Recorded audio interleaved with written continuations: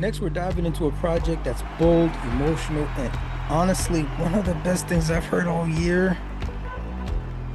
Real talk. I'm talking about Lotus. This is the sixth full-length album from the incredible Lil Simz. Simz doesn't just release albums, she creates adventures, and Lotus is one of those ones. It's a ride through betrayal, healing, growth. From the opening track, Thief, la la da da, the emotion just pours out. It's raw, it's honest. You can feel her just like working through the betrayal from track to track, especially after um her very public fallout with her longtime producer Inflow. More on that later. The features, they're stacked. We're talking about Sampha, we got Michael Kiwanuka, Obang Jayar is on this project. Who am I missing here? Moses Sumney. Yeah, we got features heavy on this thing. Yusuf Days shows up on drums. They don't just drop in, they weave into the story. Every guest brings something essential. One of the standout moments is that brother and sister track called Blood. I'm calling it the heart of the album. What's that joint called? Yeah, that joint is called, it's called Blood. It's got Wretch 32 and Cash. And it's a conversation between brother and sister. Like the brother is a famous artist taking the role of the famous artist and just calling in and checking in, and they're just going through a conversation about, yo, where you been? You ain't been checking in. I gotta hold down mom. um you know and they have their excuses about just why they haven't checked in enough, and it's just a conversation about brother and sister, just like sibling energy. And today I'm recording on Father's Day. One of the things she's saying on that verse is like, yo, why you ain't been checking in on mom, right? And that one's specifically talking about moms. But my mother passed away a long time ago as well. My dad passed away a long time ago. But in saying that I'm recording on Father's Day, it's like, shout out to those who still have their parents in their life, who still have a chance to check in and show love and support to these folks that are getting older in age now. And midlife era for a lot of us who grew up in the era of hip hop that I grew up in, and we're at a certain place where we're enjoying raps like Lil Simz is providing on here, these more introspective stuff. This is the stage where we become introspective, where we realize, yo, it's time to thank these people that are in your life that kind of like brought you through to this point. I hope you're taking care of your moms and your pops. I hope you're out there checking in on them. I hope you're not just like, sending, maybe you're paying for their rent and that's it, but like you're not showing up. And so she's talking about that on this project. It's like, yo, it's one thing, like money can't just, you might be making some good dough, you might be doing better for yourself than they, were able to do for you when you were growing up. But it can sometimes mean more to actually check in, to actually lock in, to actually like go visit and be there, in the moment, have that presence, versus just sending a check, right? Just sending some funds to that thing. So it's a very touching, the way that, let me see what the lyrics say here. It's a very touching exploration into the dynamic of siblings in a place where, especially if you're like a generation apart. So they're doing it in a way where it's just a conversation. It's like they're not even rapping. It's spoken word, really. But it's like, of course I'm never in the country. It's called a world tour, funnily. And all you hit me for is money. Well, are you saying that? But it's not like that. And that's not true. I check on you and you say you hit me right back. Then you're just gone for months. But it's nice that you finally called for once, right? So they're having these real conversations between siblings here. And the chorus is basically saying, distance in the dark, I feel we've grown apart. If you want greener grass, you have to water where you are. out of sight, out of mind. We can fall victim to that easily. Yo, check in on your people is all I'm saying. And this is all she's saying here. It's a dope track. Um, at the end of the day, they he reveals that I'm I'm looking for a friend. He's surrounded. You ever been in a room full of people but feel alone? I think that's the energy that caused him to make that phone call.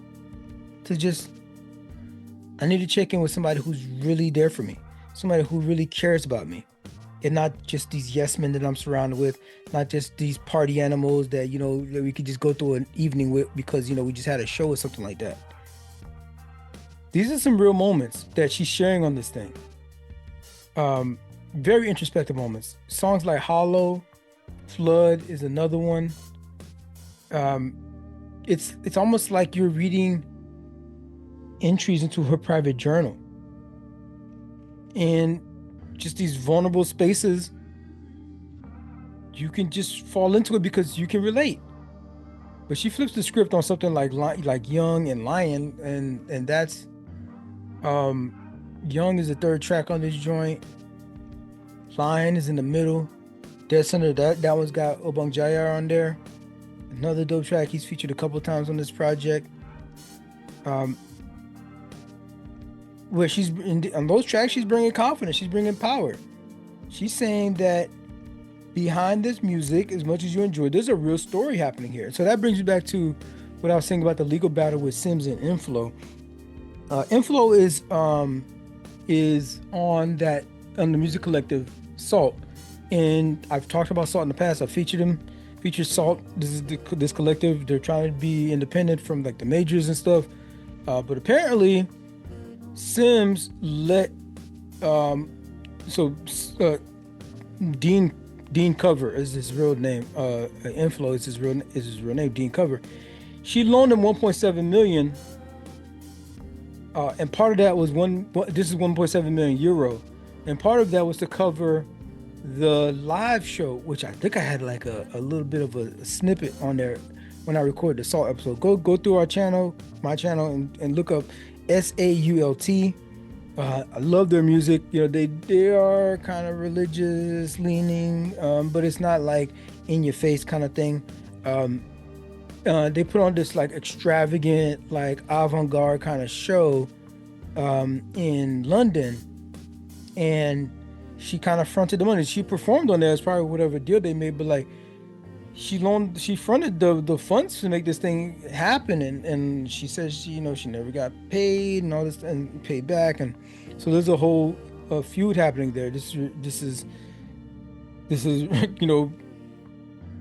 hip hop is big business now. Rap is big business now, and so it's you're getting word stuff in the realm of the courts. You got Drake in the courts. You got these folks in the courts. You have all kinds of you got Megan and Tory Lanez in the courts. You have just it's a lot going. It's always been tort. There's like a lot of tort going back and forth in hip hop. And it just has to be that way now because it's big business. Real money is being exchanged. Real money is getting involved. But all that tension bleeds right into the lyrics. And it shows that it never really breaks her. She's going to talk about it. She's introspective about it. But it more like it fuels her. It gives her the energy to expound on some of these experiences and talk about the lessons that she's learned in these things. The message overall, I'll say, is to be more discerning on who you trust. Give energy to the people that are truly there for you, and you just gotta be more discerning about it, and hopefully figure that out early. I talked earlier about Rome Streets talking about that 40-80 rule. There's some people in this game that just like in it for the money, that are in there just to exploit. But these artists that are trying to just put out real, like art, right? Real poetry out there. You can get caught up because you're like, you got these rose-colored glasses on what the game is, and it ain't like that. This album is kind of everywhere. I'll give you that. but it's in the best kind of way. You get influences of jazz, punk, Afrobeat. Um, Looking at this track list, soul. There's even some dancehall touches. I even feel like what's that track?